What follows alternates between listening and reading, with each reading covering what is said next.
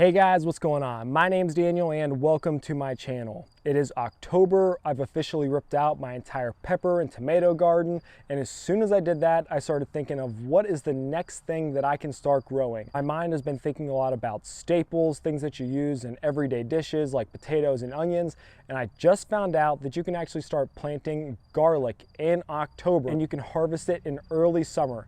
I live in the panhandle of West Virginia, and it turns out that this is the perfect opportunity to start planting garlic. So in this video, you guys are going to see me for the very first time planting garlic in containers. And so in today's video, you're going to see how I lay out my containers before planting garlic. And I'm just going to be taking a bulb of garlic and I'm going to show you guys how to process them and how to plant them.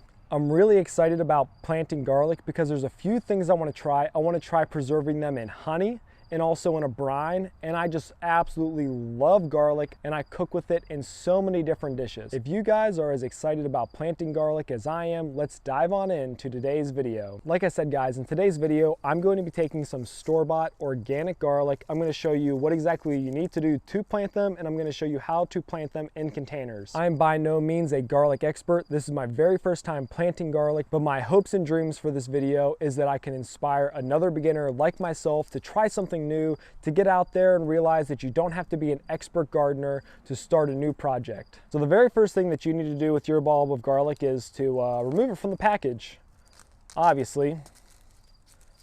But what you're going to be doing is you're going to take each bulb and you're going to break it down into cloves. You need to get all this papery stuff out of the outside. You want to break it down to individual cloves because those cloves is what you're going to be planting, but you do not want to rip off the layer that is protecting the clove. So let's go ahead and do that. Like I said, you want this white papery stuff to come off of each individual clove, but you don't want to process the clove like you're about to cook with it. You still want that darker papery material to stay on. This is all the white papery stuff that I'm talking about. All of this needs to go. So this gave me 12 cloves. Now some of them are larger and more distinct. I can clearly see the root portion and I can clearly see where the plant's going to come out at the top.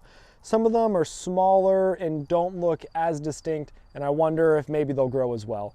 But nonetheless, I'm going to plant them all. So if I planted all of these, I could potentially get 12 garlic bulbs next summer. I have about 9 bulbs in total. So if each of them had 12 cloves, 9 times 12 is what, 108? You can correct my math down below. So I could potentially, with all of these, get around 100 to 108 bulbs next summer, which is kind of crazy to me. But for the sake of time, I'm going to take this one bulb that I've just broken down and show you how I'm going to set up my container, and I'm going to show you how I'm going to plant them in the container. So I have a few different things going on over here. I have some debris that I got from my yard. I have some compost mixed with last year's potting soil. Then I have some fresh potting soil. So whenever you have a container, this is just a plastic container. In the end, this is definitely going to have to be at least 6 inches deep, which if I get this up to this line around here, that should be just about right. I always drill holes in the bottom of these containers for drainage, because I don't want, say, whenever the snow is all melting, if there was snow on top of this, I wouldn't want it to melt and potentially overwater my garlic. So the first thing that I generally do whenever I'm planting in containers is I take this debris stuff and I just spread it on the bottom. I like to think this allows for a little bit of drainage at the bottom, and also as this is going to decompose, it'll also put more nutrients in the soil.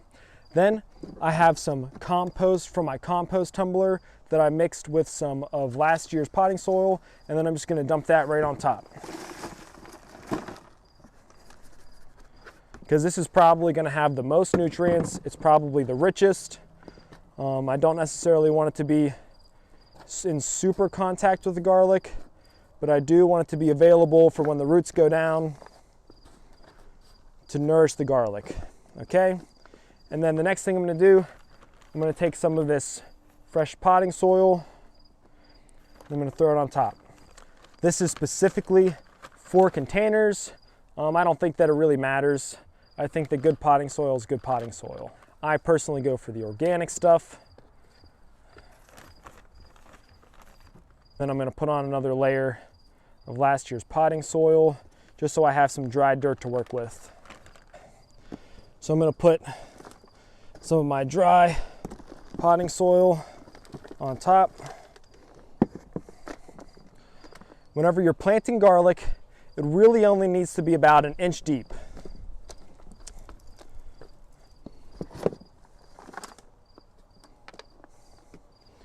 And whenever you plant it, you need to make sure that this is oriented properly. So this bottom piece here, this little bit that looks like it's been kind of broken off, is where the root's gonna grow out of. And then this little part up top that's kind of pointy is gonna be where the actual greens come out of. So you're gonna make sure that you plant it upright just like this. And whenever you're planting them, you definitely want them to have about 3 to 4 inches of space in every direction. So I'm just gonna cover that at the surface so that the top part is literally right at the surface right there, okay? And then one by one, I'm gonna kind of do mine in a little bit of a zigzag pattern just because I believe that that maximizes the amount of space that you can use. I don't want to overcrowd it because I have plenty of containers that I can use. I'd rather just use more containers. So 1, 2, 3, 4, 5, 6, 7, 8. Okay, I honestly go on the safe side. I've seen some people pack them in a little bit tighter. Then I'm just gonna go ahead and take this potting soil, spread it right on top of it. Just like that. I'm not really gonna compact it too much. Maybe press it down a little bit, make sure that it's not too sifty. And then the very last thing that I'm gonna do is I'm gonna water it.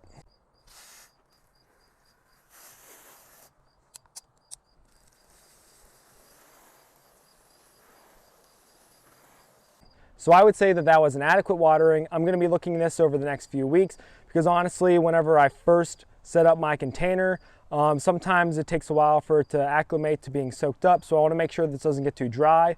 But one thing that I'm gonna do, because we are overwintering these, because it's October right now, but we're not looking to harvest this until June or July, is whenever I cut my grass, I'm gonna take some fresh grass clippings. Don't use pesticides in my yard, so I think that's gonna be a problem, but I'm going to take some fresh grass clippings and I'm going to use it as insulation over top of this. What that's gonna do is it's going to allow the heat to stay in here. It's also going to allow the moisture to stay in here. Like I say, I do have holes drilled at the bottom of this. So if it does fill with water, it has somewhere to go. And I'm going to put the fresh cut grass on here to keep it nice and warm, to keep it nice and moist, so that it requires very little maintenance. And come spring, I should see little green shoots starting to come out wherever the garlic was planted. Like I said, I have 8 more bulbs of garlic to plant. I'm going to be using several containers using this exact same method. All right, everybody, so my hands are dirty. I have some brush at the very bottom of this container that I have holes drilled in. I have some compost and some potting soil. I have my garlic and some more potting soil on top of this. The garlic is only planted about 1 inch deep into the potting soil. The next time I cut my lawn, I'm going to put some fresh grass clippings on top. What's going to happen is that this is just going to sit over winter. I'm imagining that something magical is just going to be happening to those cloves that's going to turn it into an entire bulb. Come spring, I should see some green shoots growing up out of the container, and come June, July, I should be able to harvest entire bulbs of garlic. Like I said, I really want to try preserving garlic in honey. I want to try preserving it in a brine, and I just want to be able to use tons and tons of garlic for my everyday cooking. If you're interested, if you're excited about trying to grow garlic, I hope that I've motivated you, encouraged you by letting you see a novice like myself, somebody who's done a little bit of gardening but has never done exactly this, trying to grow garlic. If you want to reduce your odds of failing, plant and plant and plant as much garlic as possible. Paul Wheaton is an awesome guy that pretty much has a lazy gardening philosophy where he just tries to grow as much as he can, and if some die and some fail, then whatever, because he has other plants that are going to grow and thrive. And that's why I have 9 bulbs of garlic that I'm going to be planting in containers and maybe even in my garden, because if one container fails, I'll have a higher chance of something going right. I'm just glad that you guys are here on this channel watching these videos, learning to do more things for and by yourself. If you want to watch this garlic grow, if you want to see more videos like this, if you want to learn to do more things for and by yourself to become more self-sufficient and sustainable, then subscribe to my channel. I can't wait to see you guys next time, but until then, happy gardening.